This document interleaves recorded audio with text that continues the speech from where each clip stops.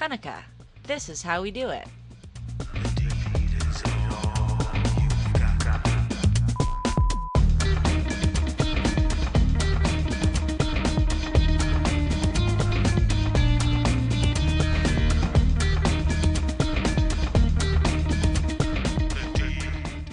Let's talk about the holiday of Chanukah, the story of Chanukah.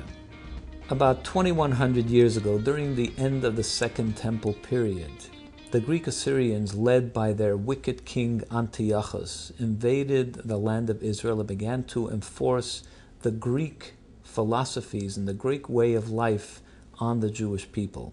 He said they weren't allowed to keep Shabbos anymore, and they weren't allowed to keep kosher anymore, and they couldn't pray to Hashem, their God.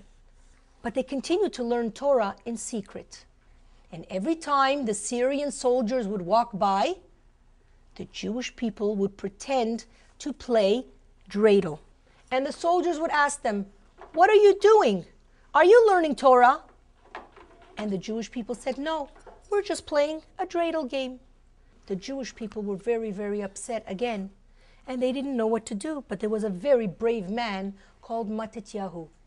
Matityahu and his 5 sons formed a small Jewish army called the Maccabees.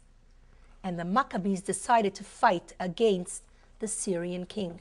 Miraculously, the small, unarmed or poorly armed, untrained Jewish army was able to rout and overpower the mighty Greek Assyrian army. They were able to go back to the Holy Temple, and what they found was a big mess. The Assyrians, the Greeks, had contaminated all the olive oil that was needed to light the menorah. So they looked all over the temple, and they couldn't find any olive oil. But finally they found a little tiny jar that wasn't open yet. And they were so happy that they found it. But you know what? That tiny jar was only enough for 1 day. But Hashem made a miracle, and that oil was now enough for 8 days. They lit up the menorah, and miraculously it lasted for 8 nights in a row until they were able to bring in a new stock of oil. To remember the miracle of the oil, Jewish people all over the world celebrate Chanukah for 8 days. So in fact, we celebrate 2 miracles on Chanukah. One is through the lighting of the menorah to celebrate the miracle of the oil. The other is the miracle of the war, which we celebrate in other ways, which we will discuss. The first is that there are additional prayers added on Chanukah, namely the Hallel, the Thanksgiving prayer, as well as the Alanissim, a small prayer which describes in short the story of Chanukah and the miracles of Chanukah, which we insert into the Amidah, into the Shemona Esrei, as well as into the grace after meals. Why is it that we eat latkes and potato pancakes and donuts? Well, actually the idea is to eat anything that is cooked in oil. The culture that we know in North America and Israel, I guess, we make sufganiyot, or donuts, that are filled with jelly or any other kind of delicious filling that you like. Not so healthy, but it's delicious. And we also make livivot, or potato pancakes, latkes, as we call them here. And in Sephardic cultures, we also make donuts. However, they're not filled with any kind of filling. We dip them either in sugar or in honey or just plain. They're delicious. I'm drooling.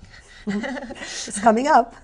Another of the Jewish customs is the playing of the dreidel on Chanukah. The dreidel is a small top with 4 sides on it. You spin it. Each side has another letter. The Hebrew letters Nun, Gimel, Shin, and Hey, which stand for Nes, Gadol, Haya, Sham, which means a great miracle happened there. There meaning in Israel. Nun, if you spin the dreidel and it lands on Nun, you win nothing. Nobody likes that one. No. Gimel, you win everything in the bank. You have some money in the bank, a pile in the bank. Hey, you win half of the money. Shin, you put in money in the bank. Why don't we talk about gelt? What happens with money on Chanukah? Yeah, another custom is to give Chanukah gelt to the children. The idea for that is to teach them to give charity. Some people have the custom of giving Hanukkah gelt every night of Hanukkah. And I guess that's why the children love this holiday, because every night they look forward to getting more money. There is a message contained in the idea of the Greeks trying to control the Jewish behavior.